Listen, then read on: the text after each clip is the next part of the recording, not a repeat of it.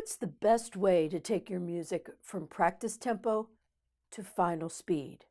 In this video, I'm going to show you why the metronome may be your best friend.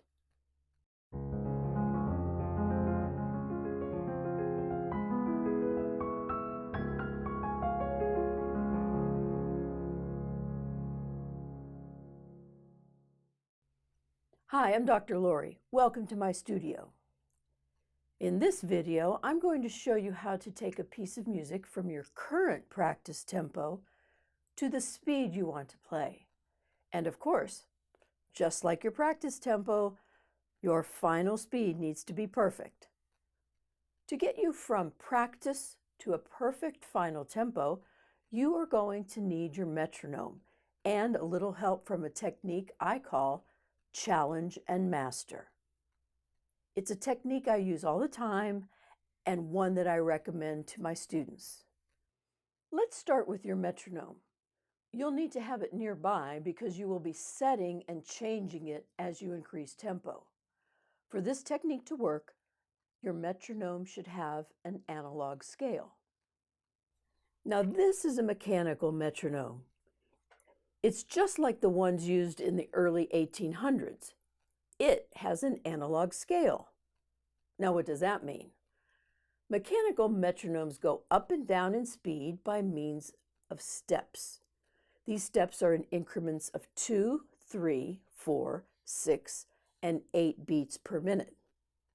On this metronome, the steps are marked on the pendulum, which is just like the kind found on pendulum clocks.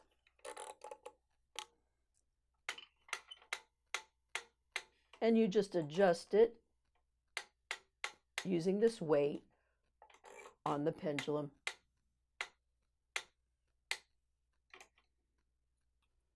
Another kind of metronome that uses an analog scale is an electronic metronome that uses a dial instead of a pendulum to set the speed.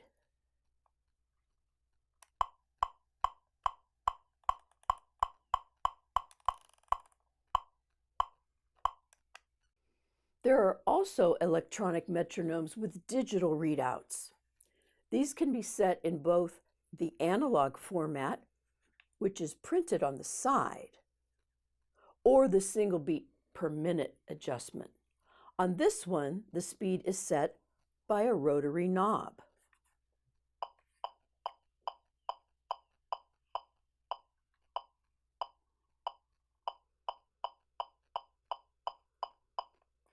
Here's another electronic metronome which uses up and down buttons to set the speed.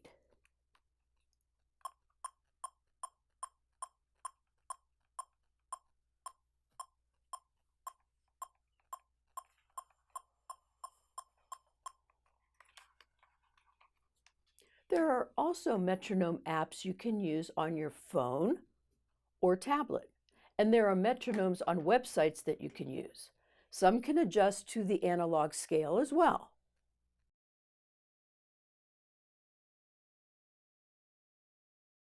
Now on to the challenge and master technique. The technique is a lot like interval training in sports. You challenge yourself by speeding up, then pulling back slightly, speeding up and pulling back. You do this to build confidence and perfection at faster and faster speeds until you reach your final tempo. And as you use this technique, your brain and your hands will gradually get comfortable playing the notes at the final tempo. How does the challenge and master technique work? We'll start by breaking the piece into sections. 4-measure sections are ideal so that we can increase speed and fix problems with digestible portions of the score. Next, in each section, we're going to use a +2, -1 formula with the metronome. This technique works best with metronomes that have an analog scale because steps work better and faster with the +2, -1 system. Analog metronomes have steps that move the speed up at 2 and 3 beat amounts at the slow speeds, 4 beats at moderate tempos, and 6 and 8 beats for faster tempos. Digital metronomes that allow you to set single beats will still work, but you will have to convert to the analog scale. You can download a conversion chart using the link in the video description. Begin each section at a tempo that you can play perfectly with the metronome. That is your starting point. Now challenge yourself. Increase the tempo by 2 steps on your metronome. On the analog scale, each step might be 2 beats or up to 8 beats per minute, depending on your starting tempo.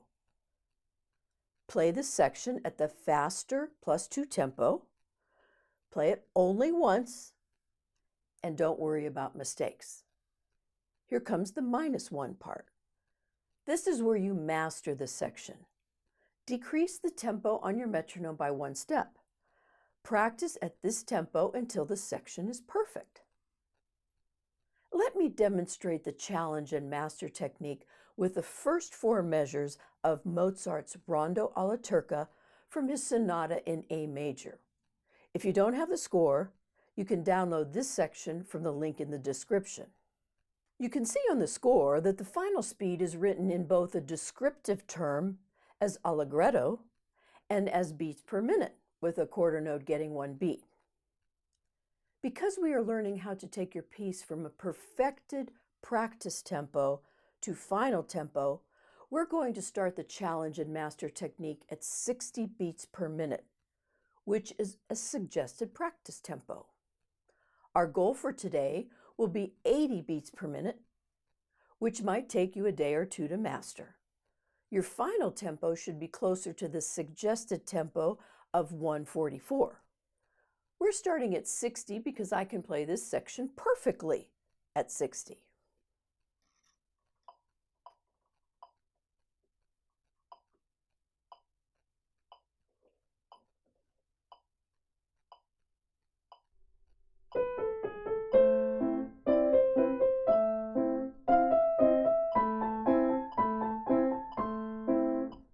I played it perfectly. Now I will go up 2 steps to 66 beats per minute. I will play this just once to stretch my abilities. You'll never hear me say this otherwise, but don't worry about mistakes. The purpose of the +2 is to challenge yourself.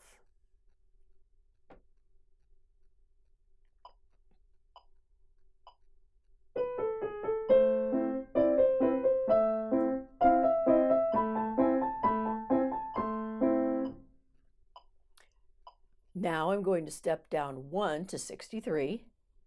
This is the master portion of the technique where you must play it perfectly before you can go up again.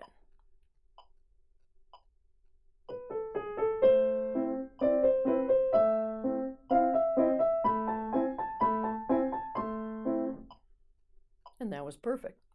Now I'm going to challenge myself again by going up 2 steps to 69.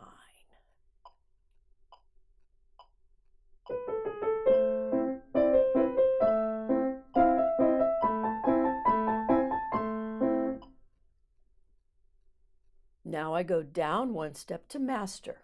I'm at 66.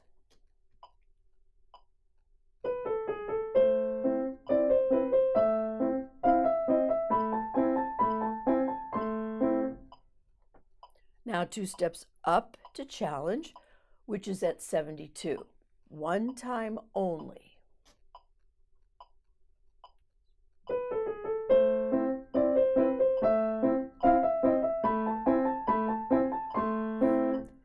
Back down 1 to master at 69.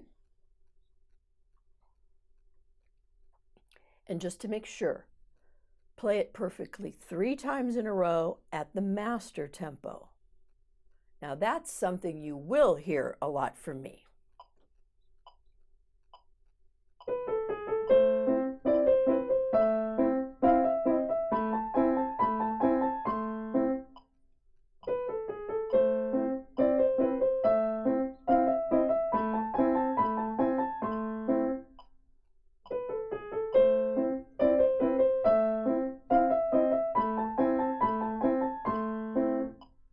Now I'm going to challenge myself again at 76.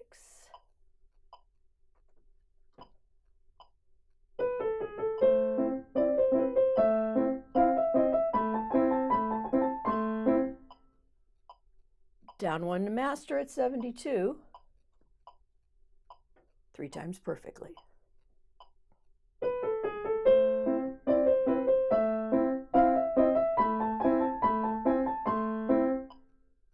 Pretend I played 3 times. Up 2 steps to challenge at 80.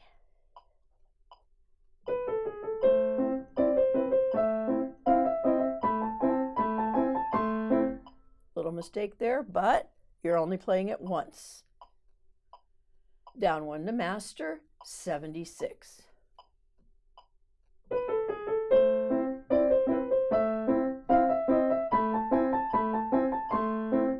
Three times, but I won't bore you. Up 2 to challenge, 84.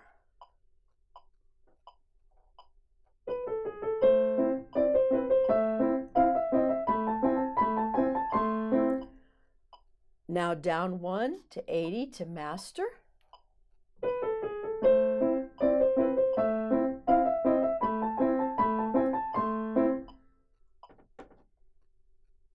And I met my goal for today.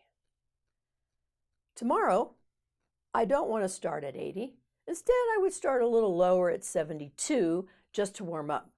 My goal for tomorrow might be 96 on my way to 144. You will continue these +2, -1 tempo changes until you can play each section perfectly at the final tempo. And just to be sure, I also want you to play it perfectly at least 1 step faster than your final tempo. Don't forget the transition between the sections you broke out. Otherwise, you might hesitate between sections. You don't want to sound like this.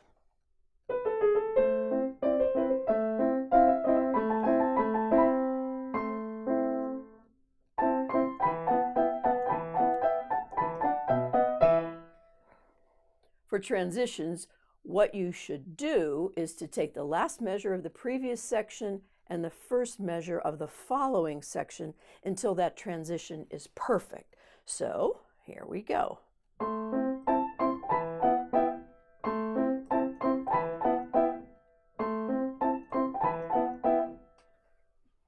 When you are done with the sections and transitions, apply the final tempo to the entire piece.